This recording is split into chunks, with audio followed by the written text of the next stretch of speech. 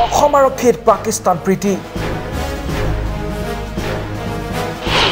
অসম আৰক্ষীৰ জোৱানে শ্বেয়াৰ কৰিলে পাকিস্তানী প্ৰীতি পোষ্ট অসম আৰক্ষীৰ কনিষ্টেবলৰ ফেচবুক পোষ্ট আৰু তাৰ পাছতে পাকিস্তানী প্ৰীতি থকা এইগৰাকী আৰক্ষী কনিষ্টেবল জালত পৰিল লাহৰীঘাট আৰক্ষী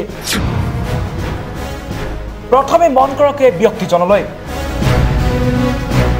এই ব্যক্তিজন হৈছে বৰছলা আৰক্ষী চকীৰ কনিষ্টেবল ৰফিকুল ইছলাম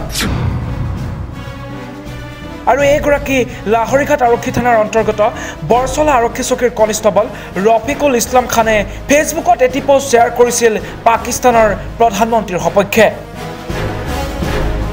মুছলমান মানুহবোৰ সঁচাকৈ বহুত দয়ালু ইমৰান খান ইজ গ্ৰেট বুলি আৰক্ষী কনিষ্টেবলজনে ফেচবুকত শ্বেয়াৰ কৰিছিল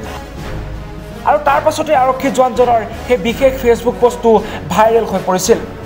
সোশ্যাল মিডিয়াত আৰক্ষীজনৰ এনে পোষ্টৰ পিছতেই লাহৰীঘাট আৰক্ষীয়ে আটক কৰিলে এইগৰাকী আৰক্ষী কনিষ্টেবল ৰফিকুল ইছলামক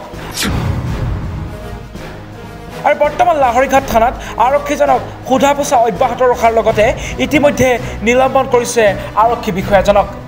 যোৱাকালি আমাৰ আৰক্ষী কনিষ্টেবল এজন ৰফিকুল ইছলাম খান বুলি তেওঁ এটা পোষ্ট শ্বেয়াৰ কৰে তেওঁৰ FB একাউণ্টত সেই পোষ্টটো অলপ অফেন্সিভ হয় কাৰণ তেওঁ এজন ডিসিপ্লিন ফোৰ্সৰ মেম্বাৰ হয় গতিকে তেওঁ তেনেকুৱা পোষ্ট দিয়াটো উচিত নাছিলে আমি এখন এফআইআৰ লজ কৰি আমি তেওঁৰ ওপৰত কেছ লোৱা হৈছে আৰু বৰ্তমান তেওঁ সাসপেন্ড কৰা হৈছে আৰু ডিপাৰ্টমেণ্টেল যিখিনি একশ্যন ল'ব লাগে সেইখিনি আমি ল'ম প্লাছ ক্ৰিমিনেল কেছটো আমি চলাম ব্যুৰো ৰিপৰ্ট টাইম 8